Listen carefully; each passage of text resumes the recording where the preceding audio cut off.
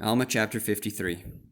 The Lamanite prisoners are used to fortify the city Bountiful. Dissensions among the Nephites give rise to Lamanite victories. Helaman takes command of the 2,000 stripling sons of the people of Ammon.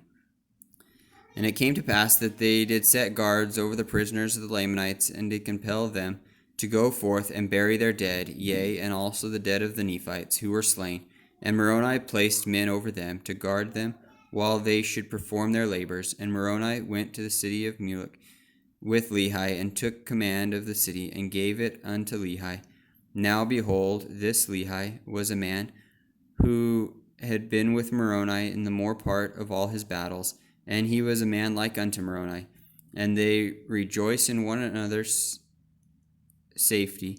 Yea, they were beloved by each other, and also beloved by all the people of Nephi. And it came to pass that after the Lamanites had finished burying their dead, and also the dead of the Nephites, they were marched back into the land of Bountiful.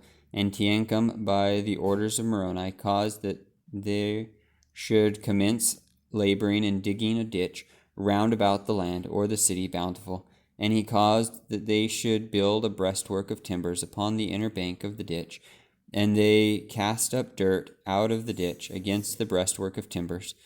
And thus they did cause the Lamanites to labor until they had encircled the city of Bountiful round about with a strong wall of timbers and earth to an exceeding height. And it came to pass, and this city became an exceeding stronghold ever after.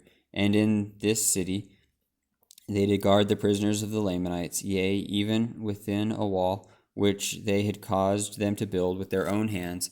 Now Moroni was compelled to cause the Lamanites to labor, because it was easier to guard them while at their labor, and he desired all his forces that he should make an attack upon the Lamanites. And it came to pass that Moroni had thus gained a victory over one of the greatest of the armies of the Lamanites, and had obtained possession of the city of Mulek, which was one of the strongest holds of the Lamanites in the land of Nephi. And thus he had also built a stronghold to retain his prisoners. And it came to pass that he did no more attempt a battle with the Lamanites in that year, but he did employ his men in preparing for war, yea, and in making fortifications to guard against the Lamanites, yea, and also delivering their women and their children from famine and affliction, and providing food for their armies. And now it came to pass that the armies of the Lamanites on the west sea south, while in the absence of Moroni, on account of some intrigue among the Nephites, which caused dissensions among them, had gained some ground over the Nephites, yea, insomuch that they had obtained possession of a number of their cities in that part of the land. And thus, because of iniquity among themselves, yea, because of dissensions and intrigue amongst themselves, they were placed in a most dangerous circumstances. And now, behold, I have somewhat to say concerning the people of Ammon, who in the beginning were Lamanites, but by Ammon and his brethren, or rather by the power of the word of God, they had been converted unto the Lord, and they had been brought down into the land of Zarahemla, and have ever since been protected by the Nephites. And because of their oath, they had been kept from taking up arms against their brethren, for they had taken an oath that they never would shed blood more.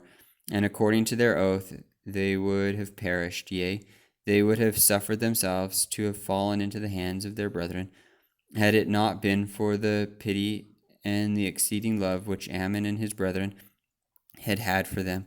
And for this cause they were brought down into the land of Zarahemla, and they ever had been protected by the Nephites. And it came to pass that when they saw the danger and the many afflictions and tribulations which the Nephites bore for them, they were moved with compassion, and were desirous to take up arms in the defense of their country. But behold, as they were about to take their weapons of war, they were overpowered by the persuasions of Helaman and his brethren, for they were about to break the oath which they had made. And Helaman feared lest by so doing they should lose their souls. Therefore all those who had entered into this covenant were compelled to behold their brethren wade through their afflictions in their dangerous circumstances at this time. But behold, it came to pass, they had many sons who had not entered into a covenant, that they would not take their weapons of war to defend themselves against their enemies.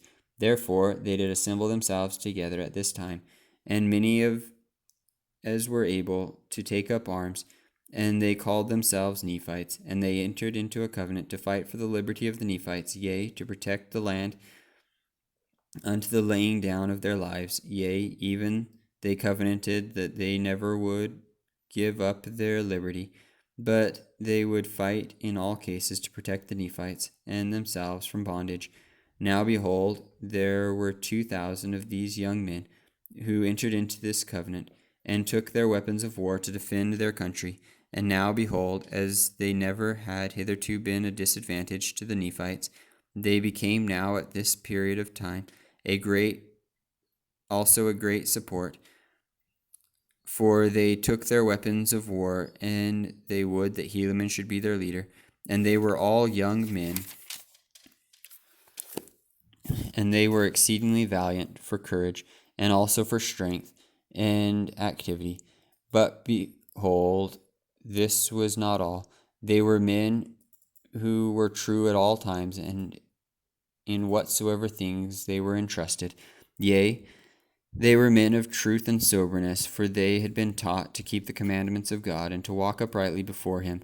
And now it came to pass that Helaman did march at the head of his 2,000 stripling soldiers to the support of the people in the borders of the land, on the south by the west sea. And thus ended the 28th year of the reign of the judges over the people of Nephi.